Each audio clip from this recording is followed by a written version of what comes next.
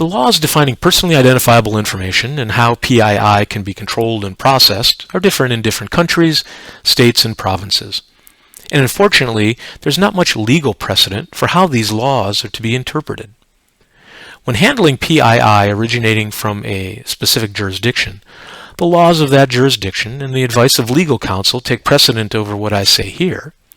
But since you continually handle PII and there is no single clear set of laws, here's a practical guide for how you should define, control, and process PII. So what is PII? Information identifying one's private persona is PII. An example is one's home address. Pretty obvious. But as a surprise to many, information identifying one's business persona is also PII, information like corporate email address. It is also possible that information identifying a device can be considered PII if there is a strong association between the device and the user of that device.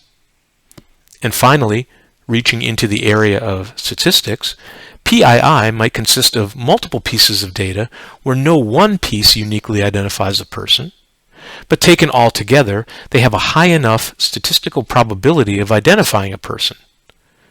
For example, there is a surprisingly high probability that no one but you has the same birth date, birth year, postal code, and gender. Regular PII includes contact information.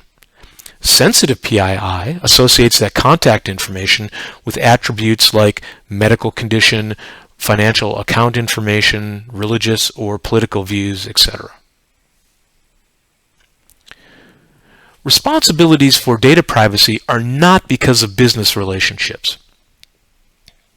Even if a customer's purchasing department or legal department doesn't show concern over how you handle the PII of their employees, laws require you to accept the same data privacy responsibilities for their employees as companies who show greater concern. This is the case even if the customer says otherwise. For example, if a customer says it is okay to use their employees' PII in a product demo, data privacy laws say it is not unless it is done legally.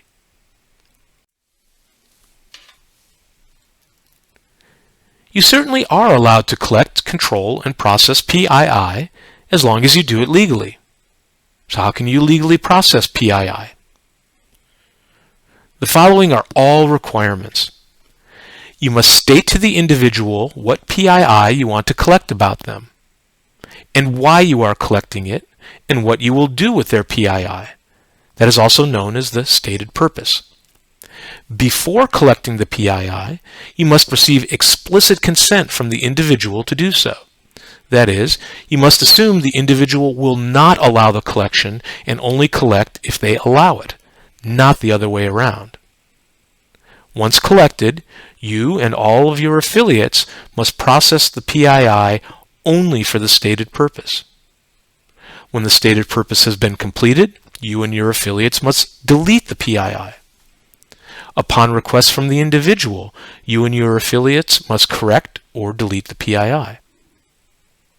If the PII is sensitive, you must encrypt it at rest and in transit, that is, while stored and while transferred.